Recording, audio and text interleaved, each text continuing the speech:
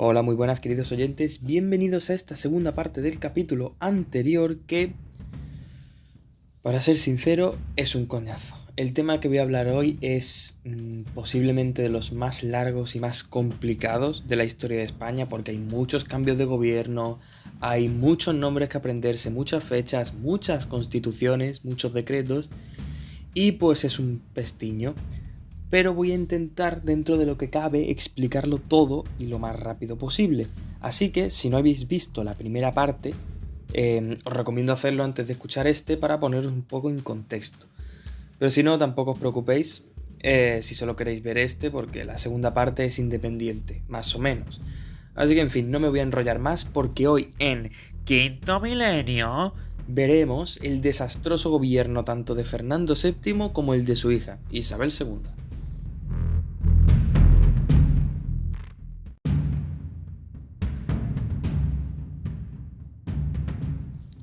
Bueno, tras la Guerra de Independencia, el rey, que estaba exiliado en Francia, volvió al país el marzo de 1814, y allí se encontró con los absolutistas, que eran los que le mostraban apoyo. La cuestión que tenía toda España era si Fernando VII iba a aceptar o no la Constitución del 12, que los que escuchasteis la primera parte ya sabréis la respuesta. Los liberales, por su parte, ya se olían por dónde se iba a pasar Fernando VII a la Constitución. Y los absolutistas, por su parte, sabían que era el momento perfecto para la vuelta del antiguo régimen, por lo que los absolutistas presentaron al rey el llamado Manifiesto de los Persas, en el que pedían la restauración del absolutismo. La respuesta a esto de Fernando VII fue más que obvia y en el decreto del 4 de mayo de 1814 abolió la Constitución, haciendo como si no hubiera ni existido, y estableció la vuelta al absolutismo. Que a esto es lo que me refería cuando dije que todo el esfuerzo del pueblo español no valió para nada, porque un par de años después viene este ala y venga, con sus huevos morenos, borrón y cuenta nueva y nos hacemos todos los locos. Pero la cosa no se quedó ahí, sino que también mandó a perseguir a todos los liberales, que por si a alguien se le olvidaba fueron los liberales los que pelearon hasta la muerte por liberar el país de los franceses, y mientras el cabrón del rey estaba tan a gusto comiendo y bebiendo en un castillo francés. Pero bueno, muchos liberales desgraciadamente tuvieron que marchar al exilio. En definitiva, la obra legislativa de Cádiz quedaba en suspenso, aunque por supuesto siguió siendo un gran referente en la historia constitucional del siglo XIX español. A este periodo de vuelta al antiguo régimen se le conoce como sexenio absolutista. Pero como es lógico, después de tanto esfuerzo de los liberales, no iban a permitir que se volviera al antiguo régimen tan fácilmente. Por lo que después de 6 años de gobierno absolutista, en 1820 se dio un pronunciamiento liderado por el comandante Rafael del Riego, quien inició un movimiento a favor de la Constitución del 12 y convenció a las tropas en las cabezas de San Juan, en Sevilla, donde estaban acuarteladas para ir hacia América, que se unieran a su causa. Al principio el plan salió un poco como el culo, pero justo antes de que se fuera toda la mierda se levantaron las guarniciones de La Coruña, Oviedo, Cartagena, Barcelona, Pamplona y Zaragoza.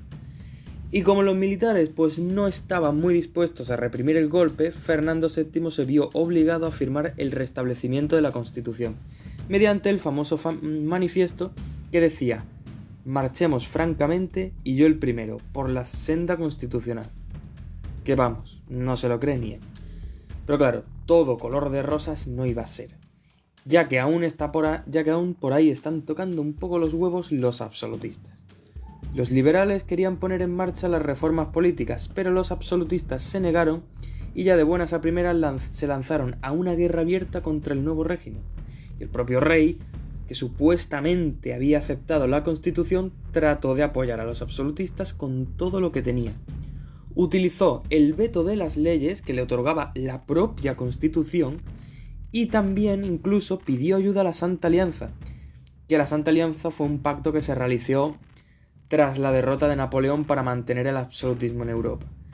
De esta manera, a finales de 1822, las potencias europeas de la Santa Alianza acordaron en el Congreso de Verona intervenir en España para restablecer el absolutismo de Fernando VII.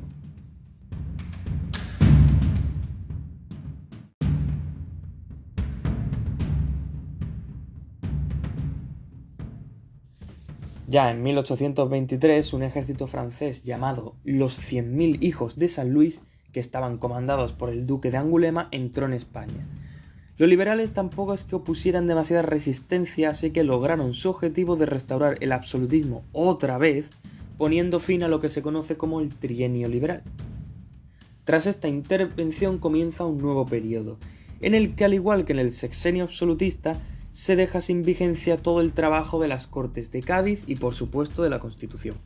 Y de nuevo se volvió a perseguir a los liberales y muchos tuvieron que huir del país. Sin embargo, otros no perdieron la esperanza y siguieron fundando conspiraciones para acabar con este gobierno, aunque la mayoría fueron reprimidas, como la de Torrijos en Málaga en 1831, que murió fusilado junto a sus compañeros. En la década de 1820 predomina, especialmente en la segunda mitad, una fuerte crisis económica, por lo que aparte de perder las colonias americanas, España se queda sin un duro. Pero claro, todos estos problemas a nuestro maravilloso rey Fernando se las sudaba, porque en ese momento estaba prestando atención a su problema sucesorio que se dio en el último periodo de su reinado. En 1830 nace Isabel, hija de Fernando, y este preciso momento es el principio de una de las peores etapas del país. Ya para empezar desató un grave conflicto debido a la ley sálica, que impedía el acceso al trono a las mujeres, pero Fernando, que solo tenía hijas, cogió esa ley e hizo como hace siempre, como si no existiese, y mediante la pragmática sanción, su hija podía gobernar cuando cumpliese la mayoría de edad. Que a ver, esto yo también lo entiendo un poco, ¿no? Porque para los que no lo sepáis, ¿vale? Nuestro amigo Fernando tenía problemillas. Entre muchos otros padecía de macrosomía genital. ¿Y esto qué es? Pues básicamente que tiene una polla enorme. Pero no penséis que esto es una ventaja ni mucho menos, vamos, porque recordad que se tiró toda su vida tratando de tener descendencia. O sea que eso muy bien no funcionaba. El médico la describía como extremadamente fina en su base, como una barra de lacra y gruesa como un puño en su extremidad. Alcanzaba los 30 centímetros y, según se cuenta, su primera esposa, María Josefa Amalia de Sajonia, que se casó con él a los 15 años, cuando el cabrón tenía 35, tuvo que intervenir el Vaticano para convencerla de que debía acostarse con él, porque la primera vez que lo vio en bolas en la noche de bodas, acabó saliendo de la sala gritando. Así que ya os imaginaréis que, a pesar de estar bien dotado, no podía presumir mucho. Y claro, cuando después de tanto rollo, por fin consigues tener hijos, y que ahora no puedan gobernar porque son mujeres, pues tiene cojones la cosa. De hecho, con su esposa, con la que se quedó al final, María Cristina, tenía que usar un cojín para que hiciera tope, porque es que de tan grande que era, no podía hacerlo cómodamente. Así que cuando lo consiguieron, vio que había esta ley y decidió eliminarla por obvias razones. ¿Qué pasa? Que los absolutistas nunca están contentos. No quieren que reine una tía, ellos quieren a Carlos María de Isidro, que era el hermano de Fernando VII. Este se negó a aceptar que Isabel fuera la reina de España y comenzó a presionar a Fernando, gravemente enfermo, para que le devolviera los derechos a él, a su hermano don Carlos. Y es que bueno, en esta época eran unos cabrones. Tu hermano ahí muriéndose y él ahí a ver si cambia el testamento, ¿no? Sí, cuela. Pero María Cristina, que era la madre de Isabel y futura regente de España, quería que reinara su hija, obviamente. Y como los absolutistas apoyaban a Carlos, no le quedó más remedio que aliarse con los liberales. Sí, los que estaban totalmente en contra de la monarquía absoluta. Pero, pues, como ya he dicho, no le quedaba de otra opción, porque los absolutistas se habían ido con Carlos. Finalmente, en 1833, Fernando VII muere y deja en su testamento a Isabel como heredera al trono, y nombrando regente a su esposa María Cristina hasta la mayoría de edad de Isabel, que en ese momento tenía 3 años.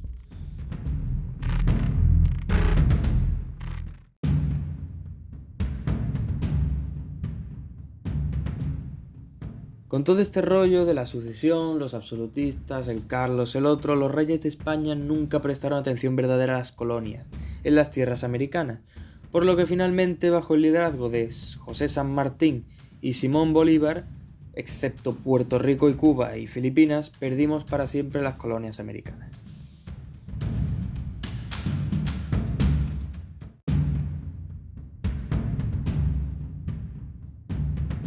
En cuanto al problema sucesorio, se crearon dos bandos principales: el carlismo, bajo lemas de Dios, patria, fueros y rey, que defendía la monarquía absoluta, el tradicionalismo católico y los intereses de la Iglesia.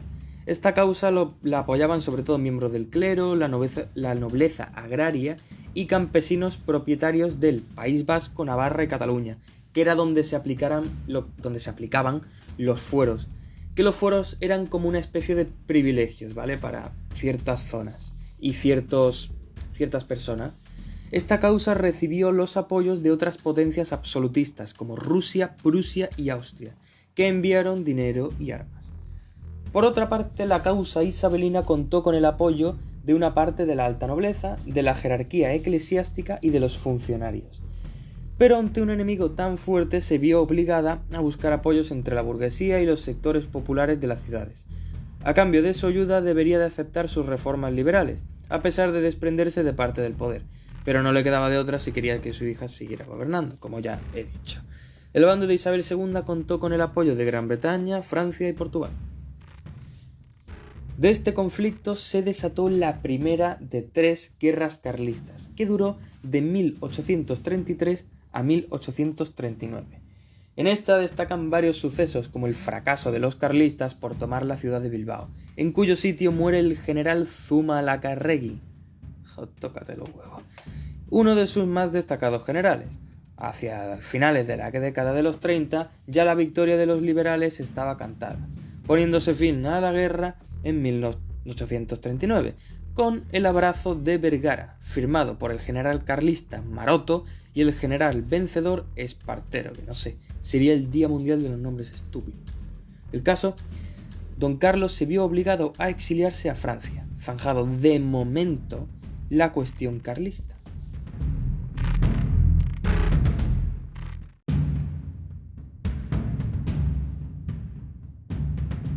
Al asumir la regencia, María Cristina puso como primer ministro al monárquico reformista Francisco Cea Bermúdez, y en el poco tiempo que estuvo en el poder aprobó la división provincial de España, que es la que tenemos actualmente. Las fronteras que hay entre provincias, entre Málaga y Almería por ejemplo, se hicieron aquí en 1833, que fue obra del ministro de Fomento Javier de Burgos. Aparte de esto, no hicieron una mierda básicamente. Apenas se impusieron reformas y María Cristina vio que el número de carlistas aumentaba y eso no le interesaba para nada, así que llamó a formar gobierno a un liberal moderado, Francisco Martínez de la Rosa, quien emprendió una serie de reformas entre las que destacó sobre todo el Estatuto Real, que era como no una constitución, era más como una especie de carta otorgada que recogía ciertos parámetros. Por ejemplo, no recogía la soberanía nacional ni los derechos fundamentales. Únicamente permitía el establecimiento de unas cortes bicamerales con escasas competencias. Estaba la Cámara Alta, en la que los miembros eran los grandes de España, religiosos y notables, pero que los decidía el rey. Y la Cámara Baja la elegía el pueblo, pero mediante un sufragio censitario muy restringido. Un sufragio censitario es que solo pueden votar los que lleguen a un mínimo salario al año. ¿Qué pasa? Que en esa época la mayoría eran pobres, por lo que apenas el 0,5% de la población llegaba a votar. El rey también tomaba la iniciativa de hacer las leyes y no había declaración de derechos. Toda esta insuficiencia de reformas hizo que al final los liberales se dividieran en dos grupos, los moderados y los progresistas. Esta división ya se había iniciado de antes, en el trienio liberal, y aquí será cuando se formen las dos grandes ideologías que van a dominar la política española en las siguientes décadas, en las que os hablaré ahora. Los gobiernos moderados de Martínez de la Rosa, que es el que os comenté antes que impuso el Estatuto Real, y su sucesor, el conde de Toreno, eran un poquillo inútiles, ¿vale? No pudieron ni vencer a los carlistas ni calmar la creciente oposición de los progresistas al Estatuto Real, y la lentitud de los cambios era increíble. Así que protagonizaron revueltas en muchísimas ciudades exigiendo cambios más profundos. Pero es que como tal no hacían nada. En estas revueltas destaca, por ejemplo, el incendio de la fábrica textil de Bonaplata en Barcelona. Ante tanta represión, tantas revueltas, tanta oposición, María Cristina pasó de los moderados y mandó a formar gobierno a un liberal progresista, Juan Álvarez de Mendizábal, que puso en marcha al fin reformas del Estatuto Real y tomó medidas para obtener recursos y armar un ejército contra el carlismo. La más importante de estas medidas fue la desamortización de los bienes del clero de 1836. Aquí el Estado disolvió las comunidades religiosas, excepto las que se dedicaban a la enseñanza y a la caridad, y también confiscó sus bienes y los sacó al mercado público. Pero como siempre había algunos que no estaban contentos, así que los privilegiados apremiaron a María Cristina para que lo destituyese en el verano del 36. Pero ahora otros, para echar más leña al fuego, también se opusieron a esa destitución, que llevó al pronunciamiento de la granja de San Ildefonso. Con tanto embrollo, la reina se vio obligada a suspender el Estatuto Real y proclamar de nuevo la Constitución del 12. Y con el nuevo gobierno progresista, ahora dirigido por José María de Calatrava, las Cortes empezaron a elaborar otra constitución totalmente nueva, la de 1837.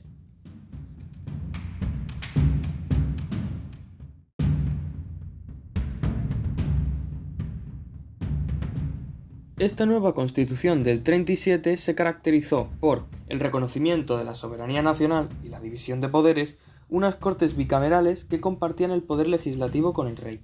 Estas Cortes las constituía el Congreso de los Diputados, que era de nuevo elegido por sufragio censitario muy restringido, y el Senado, que era nombrado por la reina entre los grandes contribuyentes.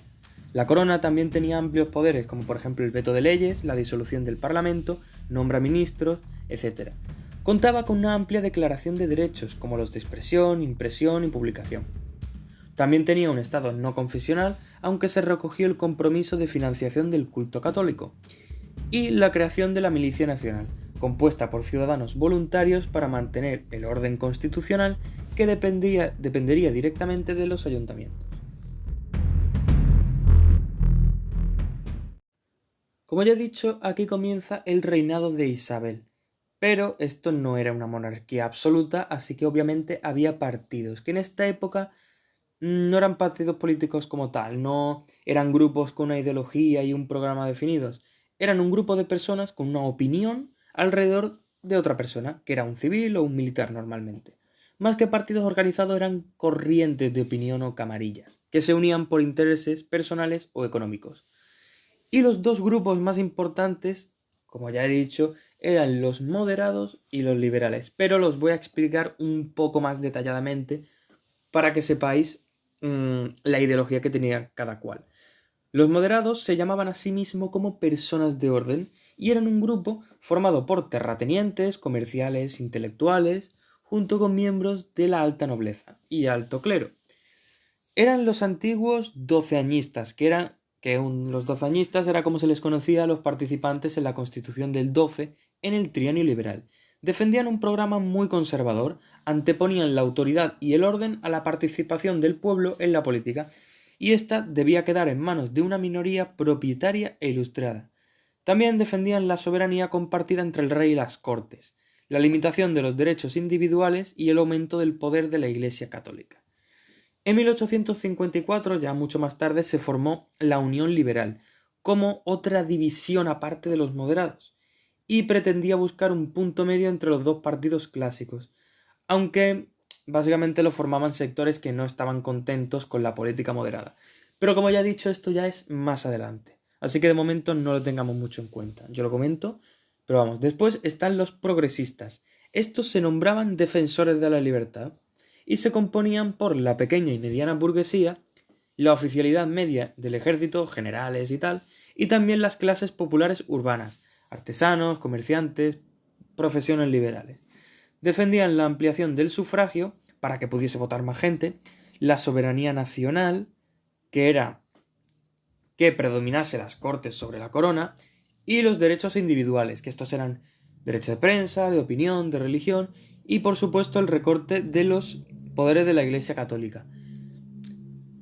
Literalmente, excepto en alguna que otra cosilla, eran contrarios. Era como derecha e izquierda, dicho muy simplificado, pero tampoco es tan así. Hacia 1849 también los progresistas sufren otra división, como ya he dicho, más adelante, que es el Partido Demócrata. Este defendía la soberanía popular y el sufragio universal masculino, cortes unicamerales, mayores libertades públicas, etc. Su fuerza se hallaba fundamentalmente en las clases populares, aunque a mucha gente esto se la sudó, por lo que nunca llegaron a gobernar. Sin embargo, el odio a la monarquía les hizo ganar fuerza al republicanismo. Durante la mayor parte del reinado de Isabel II, los liberales moderados fueron los que gobernaron el país y dominaron la vida política, ya que la reina siempre les confió esta tarea. Entre los años 1844 y 1854 gobernaron ininterrumpidamente los moderados, siendo la figura más destacada de esta década el general Ramón María Narváez, que fue nombrado presidente en varias ocasiones y durante 6 años estuvo en el poder. En este periodo también se promulgó otra constitución, y preparad la vaselina y estad muy atentos porque esta es la más larga con diferencia, que fue la de 1845. Para empezar, la soberanía residía en el rey y las cortes, ya no había soberanía nacional. También aumentaban los derechos de la corona en materia de gobierno, por ejemplo, el nombramiento de ministros, disolución de las cortes, derecho de veto, iniciativa legislativa o designación del Senado. Las Cortes estaban compuestas por 2 cámaras: el Senado, que estaba formada por un número ilimitado de miembros que, como ya he dicho antes, estaban elegidos por el rey, y el Congreso, que estaba elegido por un sufragio censitario de nuevo muy restringido. La Declaración de los Derechos quedaba fuera del texto constitucional y las leyes que los regularon después fueron muy restrictivas. Los municipios pasaban a ser controlados por la Administración Central, que ya la explicaré ahora.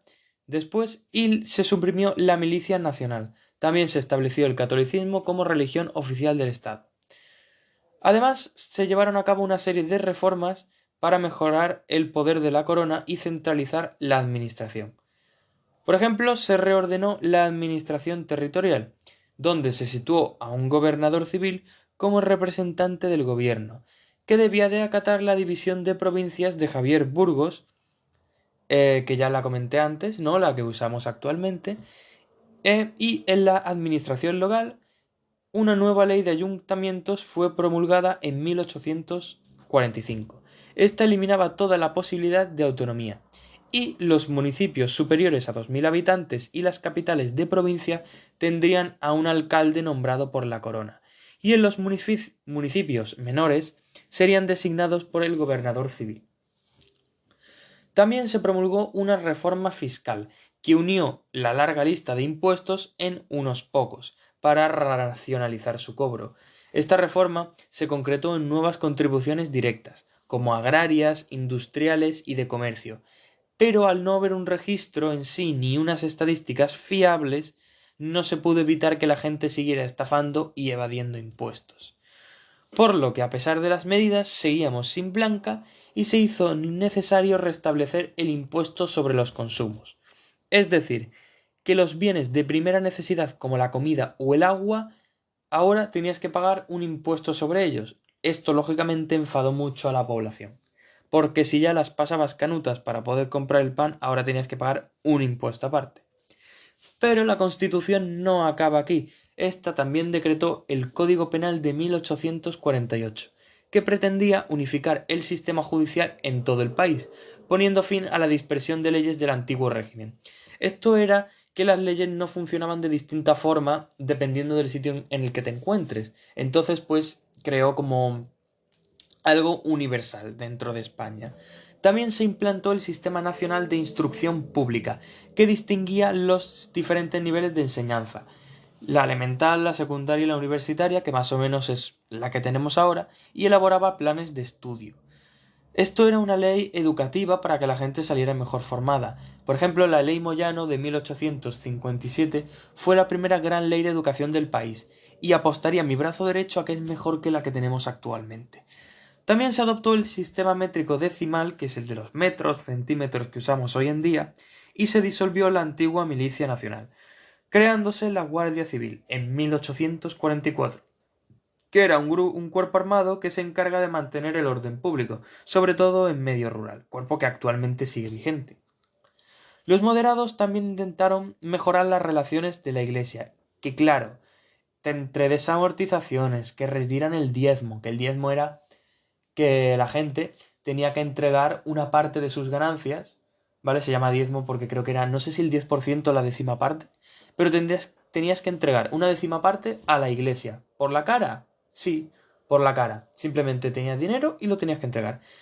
Entonces esto fue abolido, entonces pues la iglesia con el gobierno muy contenta no iba a estar. Así que para ganársela, en 1851 se firmó un concordato con la Santa Sede, que establecía la paralización de la venta de los bienes de la iglesia, aunque ésta no podía recuperar los vendidos.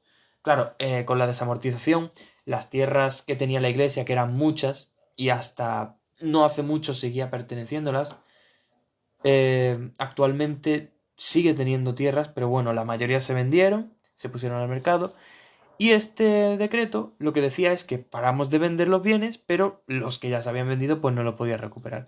A cambio de esto, ¿qué prometía el Estado? Pues el sostenimiento de la Iglesia. Otorgaba amplias competencias en materia de educación y reconocía el catolicismo como religión oficial del país. Básicamente, paraban de vender sus cosas y el gobierno financiaba a la Iglesia. Durante este periodo también tuvo lugar la Segunda Guerra Carlista, que duró de 1846 a 1849. ¿Y ahora por qué? Pues porque el gobierno de España se negaba a que la reina se casase con el hijo de Carlos María Isidro. Sí, Carlos María Isidro la lió porque no quería que Isabel II llegara al trono y ahora su hijo, también llamado Carlos, quería casarse con la reina. Que no entiendo por qué, porque la reina muy agraciada no era, ¿vale? El caso es que el hijo la vuelve a liar y crea otra guerra contra el liberalismo. El general Cabrera entró en Cataluña, pero el conflicto se contuvo allí y no alcanzó las dimensiones de la anterior guerra, ya que fracasaron las rebeliones carlistas en otras partes. Tras la victoria del gobierno, los rebeldes carlistas fueron amnistiados, o sea que perdonaron los crímenes, ¿no?, contra la corona. Y por muchas constituciones y reformas que hicieran los gobiernos moderados, no consiguieron estabilizar el Estado. El autoritarismo aumentó durante el gobierno de Juan Bravo Murillo, que propuso una reforma en la Constitución que permitía gobernar por decreto y suspender indefinidamente las Cortes, a la vez que se restringía aún más el censo electoral, o sea que disminuía de nuevo el número de personas que votaban. Si ya era el 0,5%, ahora lo disminuía aún más, y esto pues cabreó al pueblo, porque es que no podía votar casi nadie.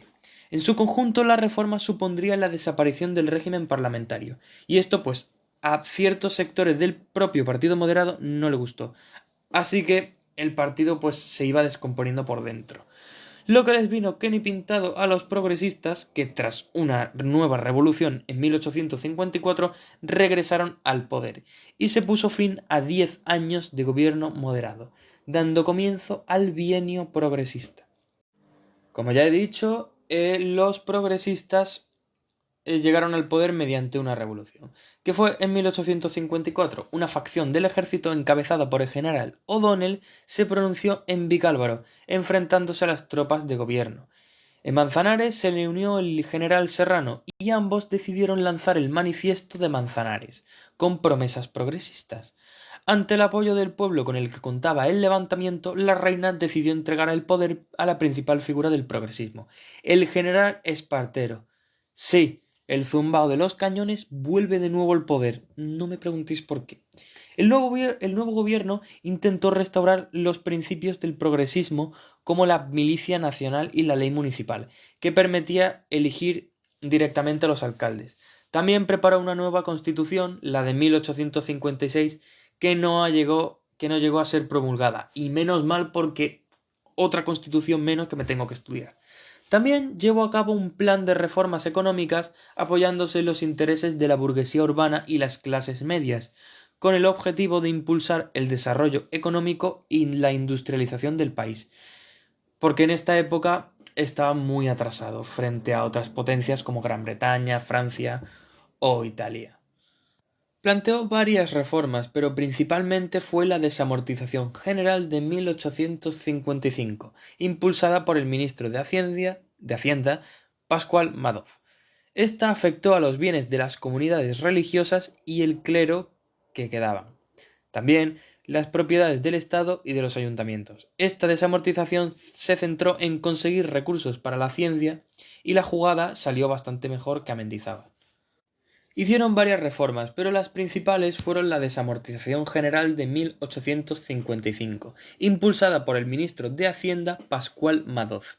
Esta afectó a los bienes de las comunidades religiosas y el clero que les quedaban, y también a propiedades del Estado y los ayuntamientos.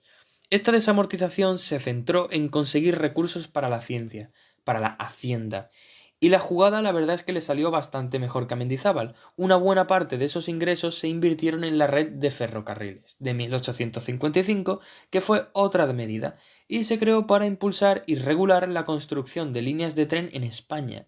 Esta ley ofrecía unos alicientes muy jugosos a las empresas que intervinieran en ella, y de esta se beneficiaron principalmente los capitales extranjeros. Las Cortes también se preocuparon por fomentar el desarrollo económico del país, que era bastante deplorable. Esto se vio reflejado en los planes de reforestación, el desarrollo del sistema del telégrafo, la red de carreteras, el desarrollo de la banca y minería, etc.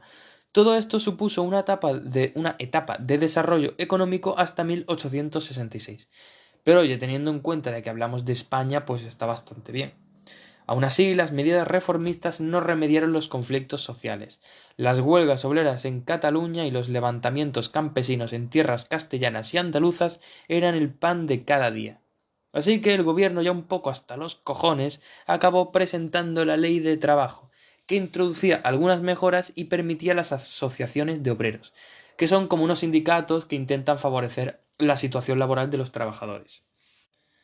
Además de todas estas revueltas, las diferencias en el gobierno entre el progresismo más moderado, que era la Unión Liberal, y el más radical, el Partido Demócrata, aumentaron. Finalmente, Espartero dimitió y la reina confió el gobierno a O'Donnell, que reprimió duramente estas. Además de todas estas revueltas, las diferencias en el gobierno entre el progresismo más moderado, la Unión Liberal, y el más radical, el Partido Demócrata, aumentaron bastante. Finalmente, Espartero dimitió y la reina confió el gobierno a O'Donnell, que reprimió duramente todas estas protestas. Y sí, por si no os habéis dado cuenta, O'Donnell, reprimiendo las protestas, está ayudando a eliminar el gobierno que él mismo había colocado en el poder 2 años antes, con el Tratado de Manzanares. Todo muy razonable, pero bueno, ya sabéis por dónde tira siempre la política. Va a donde le conviene. Así que bueno.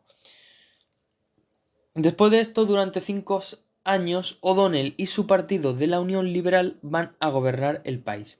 Durante este periodo se mantuvo la estabilidad política en España, más o menos, y como las cosas empiezan a mejorar, ya digo relativamente, se decide intervenir en el exterior.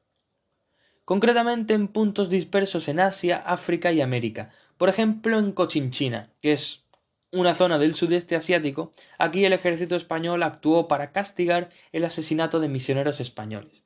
En Marruecos la intervención fue debido a que los marroquíes estaban atacando Ceuta, y las victorias en esta guerra hicieron que el general Prim cobrara una buena fama. En México se envió una fuerza expedicionaria junto a franceses e ingleses para cobrar las deudas de este país. ¿Y todas estas expediciones para qué sirvieron? Pues verdaderamente para nada, porque España no ganó terrenos y fueron bastante costosas en pérdidas humanas y materiales. Entonces, ¿por qué lo hicieron? Pues querían recuperar el prestigio exterior de España y aumentar el patriotismo de la población. A ver si se fijaban en esto y no de que el país por dentro estaba en la mierda. Básicamente era puro postureo a ver si la gente miraba para otro lado. Tras 2 años de gobierno progresista, Narváez volvió al poder de nuevo, sí, otra vez, trayendo de vuelta al moderantismo.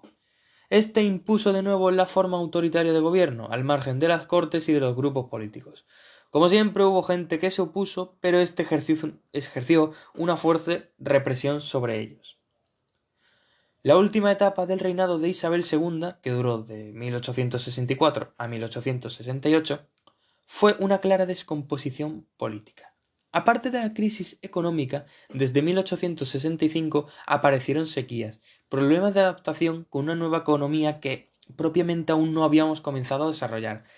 La clase media y la clase obrera exigían un cambio de verdad, y a la vez surgieron nuevas posturas que formaron nuevos partidos políticos, como por ejemplo los republicanos, los demócratas, y también llegaron a nuestro país las primeras manifestaciones del movimiento obrero.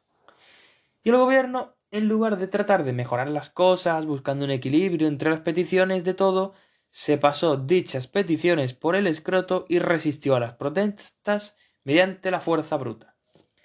En el último momento, con Luis González Bravo como presidente del gobierno desde abril de 1868, el gobierno fue prácticamente una dictadura. Ante todo este barullo, los enemigos del reinado de Isabel II se iban organizando y haciendo cada vez más numerosos. Llegaron a reunirse en la ciudad belga de Ostende para acabar con la monarquía isabelina. Fue aquí, de hecho, donde se planeó el golpe de Estado que acabó al fin con la monarquía, y que pusieron en práctica los militares Prim, Serrano y Topete, en la que se conoce como la Revolución de la Gloriosa. Cuando estos generales se unieron en Alcolea, a escasos kilómetros de Córdoba, ponen fin al reinado de Isabel II y dan paso al sexenio democrático, de 1868 a 1864. Y ya concluyendo, lo último que me queda comentar es una breve aclaración, porque a pesar de que en el título habéis visto claramente gobierno de Isabel II, apenas hemos hablado de lo que hizo Isabel II, y es que verdaderamente no hizo nada, porque las reformas del país y la mayor parte de decisiones principales las tomaba el gobierno del momento, entre progresistas, liberales, Espartero y su puta madre. Y es que Isabel, al igual que sus predecesores, no ejercían como reyes como tal. A Isabel II, por ejemplo, la apodaban la de los tristes destinos, ya que toda su vida no es que fuera precisamente de color de rosas. Para empezar, su padre muere cuando tan solo tiene 3 años, y su madre, cuando comienza a actuar de regente, descuida a su hija y a su educación. Apenas sabía leer ni escribir y tampoco fue educada para ser reina. Por no hablar de que cuando la sacaron a su madre de regente, tuvo que irse del país, y a sus 16 años la obligaron a casarse con Francisco de Asís, que aparte de ser su primo tenía más pluma que espalda, ganándose así el mote de Paquita Natillas. Al no poder concebir hijos con su marido debido a sus preferencias, a lo largo de su vida tuvo una amplia lista de amantes, con los cuales engendró varios hijos y pagaba a Paquita para que los reconociera como suyos. Esta reina siempre se ha dejado llevar por los placeres de la vida, tanto en la cama como en la mesa, ya que comía como si llevara la vida sin hacerlo, según se afirma. De hecho, durante la Revolución de la Gloriosa, que ya os he explicado, se encontraba veraneando en San Sebastián, con su amante de entonces, cuando le empezaron a llegar algunas noticias de la Revolución. Nada más escucharlas se puso rumbo al exilio, y sus más allegados pues trataron de convencerla para que convocara algún poder militar. Le dijeron: Majestad, vuelva a Madrid y le estará esperando la gloria y el laurel de la victoria. Pero ésta dio todo por perdido y antes de poner rumbo al extranjero simplemente respondió: la gloria para los niños y el laurel para la pepitoria, que es una forma española de cocinar la carne. Y dicho esto, aquí concluye por fin el episodio de hoy. Sé que ha sido muy pesado, ha sido muy largo y es que el tema en sí lo es. Pero es un tema que es un peñazo, pero es muy importante de cara a exámenes de segundo de bachillerato, primero y sobre todo selectividad, porque es un tema que, como es el chungo, siempre cae y es necesario conocer esta parte de la historia, aunque sea la más aburrida y la más coñazo. Así que gracias a todos los que habéis escuchado el capítulo entero, porque sé que es complicado, y gracias a todos los que escucháis los capítulos todos los sábados. Nos vemos en el siguiente y adiós, me despido ya.